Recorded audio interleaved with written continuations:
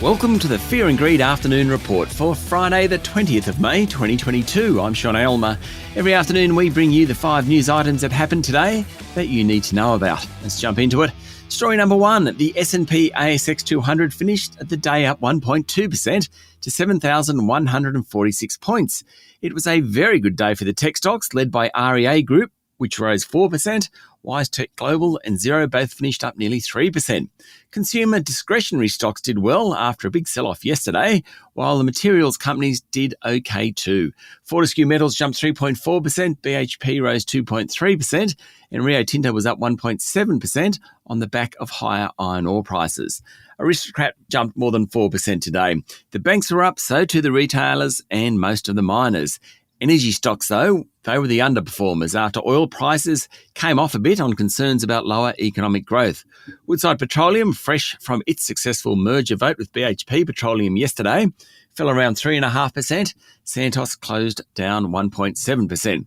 The best on the day was Gold Digger Chalice Mining, which jumped 20% after last night saying it had received approvals to conduct exploration drilling in the north of Western Australia. Others to do well today were Novonix and Life 360.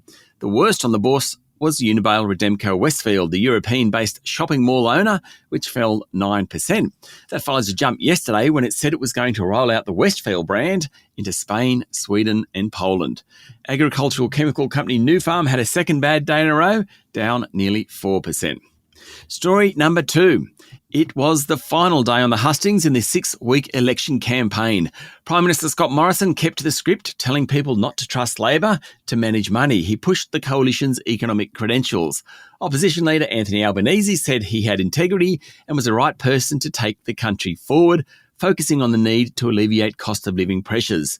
Polls have narrowed in the past few days, and so it's probably too close to call, though betting agencies have Labor as favourite. One of the most interesting things tomorrow will be the performance of independents. And finally on the election, 6.3 million people, that's about 1/3 of all voters, have already cast their ballot. That's easily the biggest number ever. Story number 3. Crown Resort shareholders, including James Packer, have voted for Blackstone's $8.9 billion bid for the gaming giant. Chair Ziggy Swatowski told shareholders today that it was in the best interests of shareholders to go ahead with the vote, even though Blackstone still needs to get through probity checks. Story number 4. Woolworths has bid for 80% of ASX-listed mydeal.com.au. That's the 80% not owned by management. It's offered $1.05 a share, which is 40 cents a share more than its closing price yesterday. It's an attempt by Woolworths to boost its e-commerce offering to customers who, post-lockdowns, have kept buying essentials online. 20% of the company, that's of MyDeal, will continue to be owned by key management.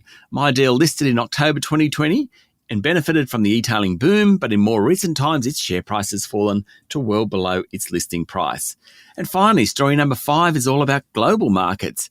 They've been all over the place this week, but this morning, Wall Street ended down slightly after yesterday's big sell-off, but shares rose across Asia after Chinese banks moved to lower interest rates, which should boost the world's second largest economy.